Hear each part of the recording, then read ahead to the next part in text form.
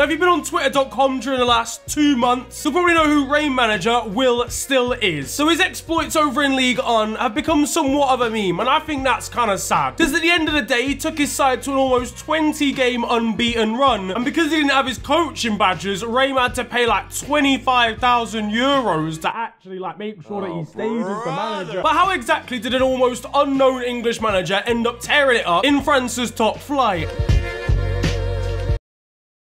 Now, I say that Will, aged 30 right now, was actually born in Belgium to English parents. And the start of his virality, really, over on social media, started when he showed that he was very multilingual. Alors c'est 3 points ici, super, chouette, comme Younis dit, voilà, bravo. C'est 3 points dimanche aussi, hein.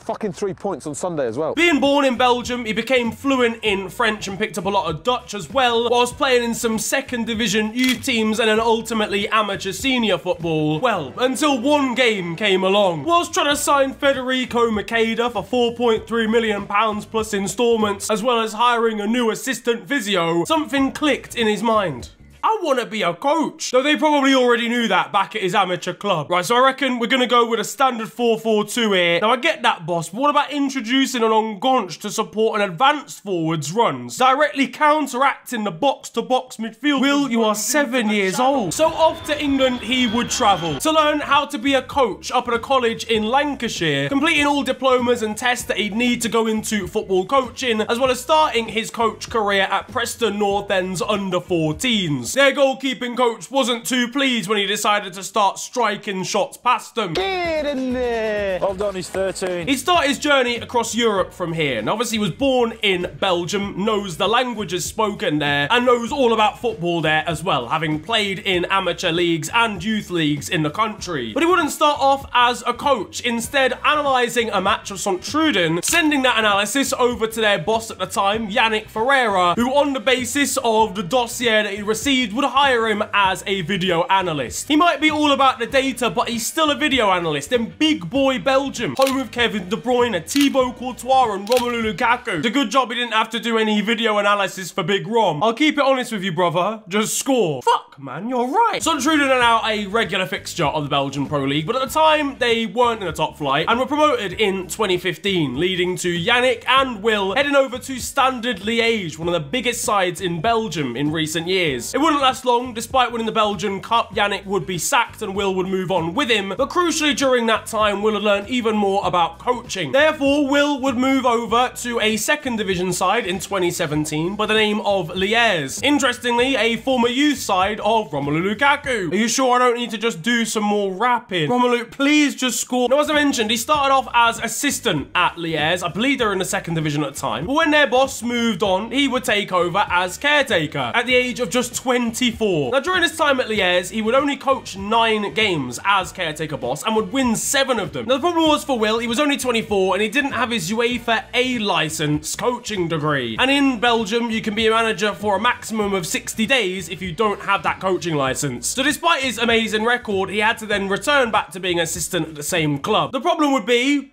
that club then went bankrupt. I've got nothing left. I've got nothing. So at the end of 2017-2018, he'd move over to Beerschot, a side currently in the second division, to return as an assistant once again. He spent 3 years here learning and honing his coaching craft, so that when boss Hernan Lozada moved on to managing the MLS, Will was given the reins as a caretaker boss again. Now, unfortunately for Will, this time it'd be a much more mixed bag of results. Grabbing 6 wins, 2 draws and 7 losses, he'd already showed a lot of persistence early on in his coaching career here. Probably built up from the fact that he's a West Ham United fan. And then after bouncing between roles at Reims and at Standard Liège back in Belgium, he would settle with the Ligue 1 side, once again as an assistant manager. Now, the 2022-2023 season, the current campaign, would start and Reims would get off pretty disastrously. Former Watford manager Oscar Garcia would find himself getting sacked in the autumn, and Will would once again be caretaker boss. Now, he's been here before as Mr. Still, so he knows he's got to make the most of this opportunity, and make the most of it he did.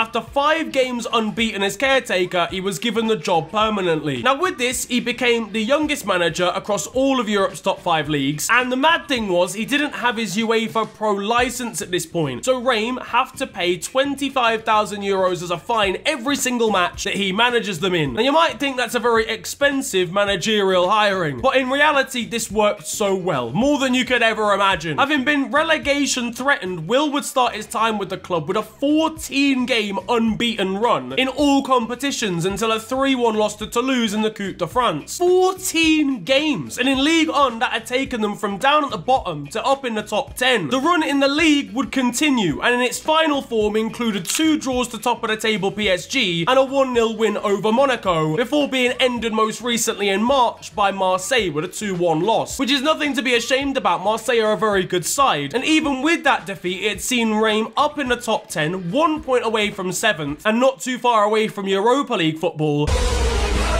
as well as already being ahead of French giants Lyon. Now, the rise of Reims was also down to player performance. Alexis Flip has been very influential for the side so far. Japanese international Junior Ito has been very important moving forward, but none have been as impactful as on-loan Arsenal striker Folarin Balogun, who's now scored a total of 17 goals in Ligue 1 and is the youngest player out of the top 5 in the top scorers charts. He sits in there with the likes of Kylian Mbappe, Wissam Ben Yedder and Alexander Lacazette. Will even said about Balogun, there's no limit for him. He's such a nice kid and an unbelievable footballer. Now, the reality of why you're here is you probably think that Will learned everything he knows from Football Manager and then randomly got a job in France. And for what it's worth, for you FM fans, he actually said that a lot of the stuff you find in the game is pretty realistic to coaching in real life. So if you manage to take Woking from the conference to the Champions League in just 6 seasons, then you might be qualified too. Stuff like that doesn't go unnoticed, Neil. But he's been eager to distance himself from just being a fan of Football Manager and not being a spotty geek behind a computer screen. Like, come on, that seems a little bit harsh. At the end of the day, whilst Will is still inexperienced as a manager, he's been in the football coaching game for 10 years now, despite only being 30. He's been doing this for time, whether he has all of his UEFA badges and licenses or not. He studied coaching at university, has the highest possible diploma that you can earn in England, and honed his craft across different countries, making him probably a more well-rounded coach. As he said, he's not just a spotty geek that got plopped over at Reims and is suddenly doing an unbelievable job. Now, if you thought Will was the only still, there's still more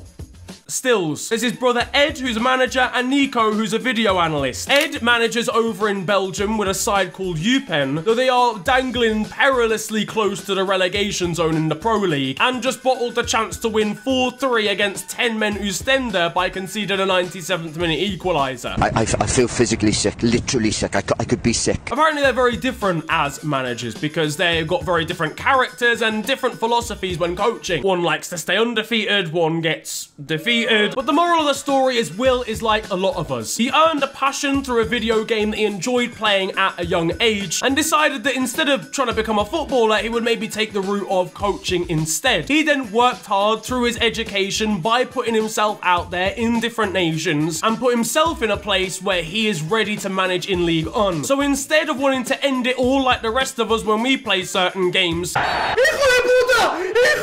he has made his dream from being a kid playing Football Manager a reality, being a coach over in France. And having been linked to the vacant jobs at Southampton and at Leeds already, it's probably not too long till you see him as a boss over here too. But what do you make of the Will Still story? Definitely one of the more unique ones when it comes to football coaches at the moment. If there's any other topics you want me to make videos on, let me know down in the comments section. But if you enjoyed this vid, then feel free to slap a like on it. And of course, subscribe if you're new to the channel. You can also follow me on social media. It is at @theofficialfng on Twitter and on Insta. But it's been a pleasure ranting at you guys today. Have a wonderful day, enjoy yourselves, and goodbye.